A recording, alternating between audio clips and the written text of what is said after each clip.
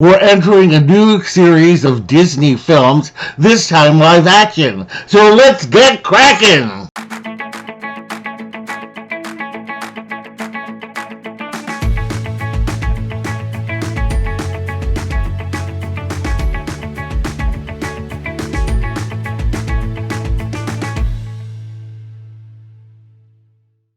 Hello, all my explorers, and welcome back to Loren's Adventures Out There. And if you're new, thank you so much for joining us. We really appreciate it. My name is Loren, and I'm with Castles, Capes, and Clones, where we discuss everything in the Disney universe. We talk Disney, Pixar, Marvel, Star Wars, The Muppets, 20th Century, National Geographic, Disney Plus, ABC, Hulu, and more. So if you like that kind of Disney content, we would love it if you would subscribe to our channel. Hit the bell for notifications, and do like this post. It really does help us out as it helps people find us. So we are now entering a new series of Disney films. We are going to be talking about live action films, and this series will be called Behind the Camera, simply Behind the Camera. This is going to be a curated list in chronological order of Disney films, and there are too many live action films that we could cover, so there are certain rules that I did. I tried to pick films that were either big films or films that, as a child or a teenager or whatever, had some kind of impact on me emotionally or, whatever. So I tried to build the list like that. I did not include remakes and, sequels or whatever that has been the new phenomenon. So they had to have been, original films. There are films based on attractions in here, like Pirates of the Caribbean, The Haunted Mansion. Those I decided to include. There are also films with animation in them. For instance, Pete's Dragon, Mary Poppins. I couldn't have a list without those two films at all. And so we are actually going to be starting in the 1940s with 1941's The Reluctant Dragon. The Reluctant Dragon was Disney's first real foray into live action. While the film features animation and animatics, they all revolve around comedian Robert Benchley going to meet Walt Disney to pitch Kenneth Graham's The Reluctant Dragon. The book tells a tale of a not-so-ferocious dragon meeting a not-so-brave knight.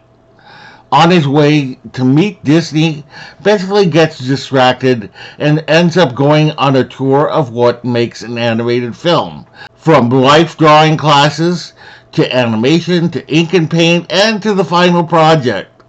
This being Disney's fourth film, we get treated to the development of Bambi and Dumbo, as well as maquettes from Peter Pan and Lady and the Tramp, more than a decade before their releases. And he gets to see notable Disney cast members such as animators Ward Kimball, Fred Moore, and Norm Ferguson, Donald Duck voice Clarence Nash, and even Walt Disney himself. The first 20 minutes are black and white, and then it jumps into Technicolor at one point. Most of the film is live action, with 4 short animated segments inserted. A black and white segment featuring Casey Jones from Dumbo, and 3 Technicolor cartoons.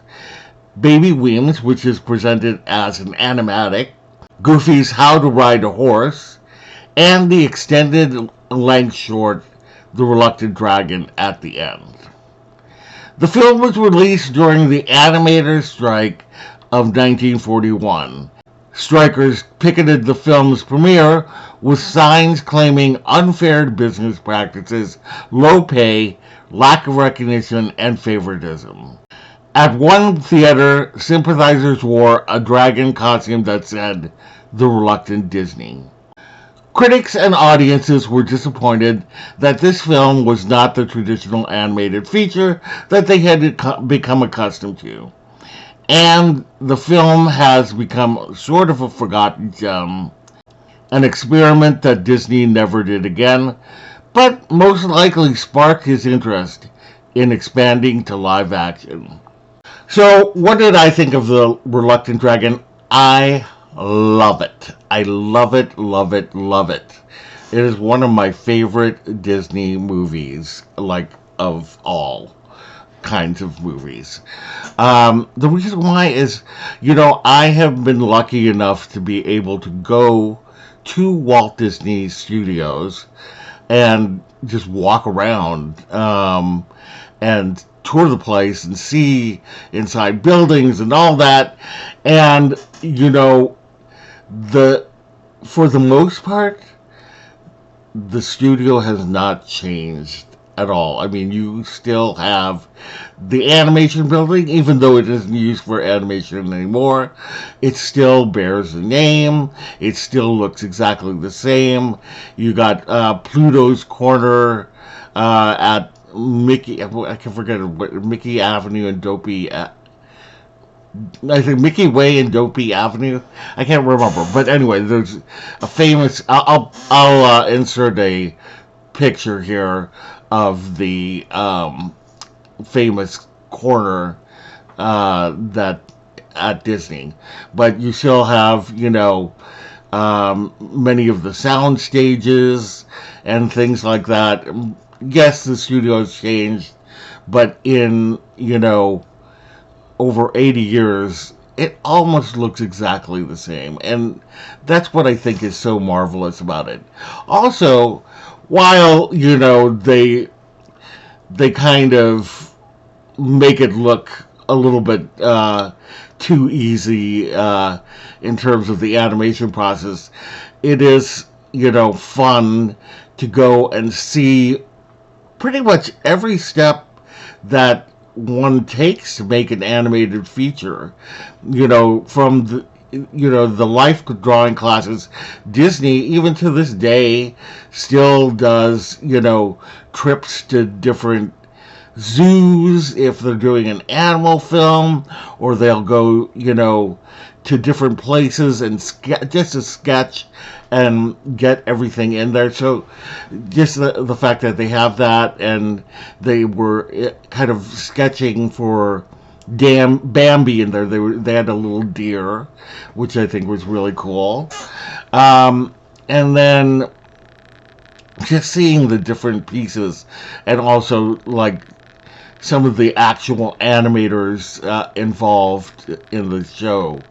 And I just think that all of the little shorts are really precious.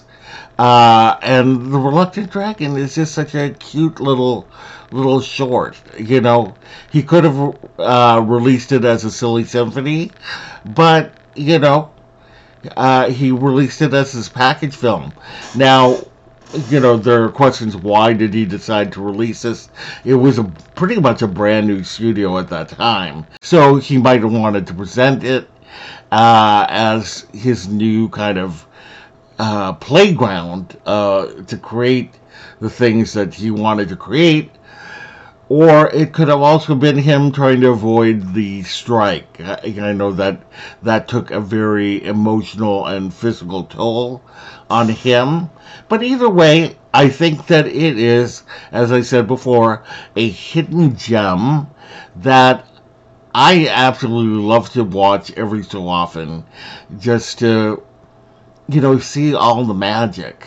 And that's what it's all about. So anyway, did you see The Reluctant Dragon? Let me know in the comments below. I would really love to know.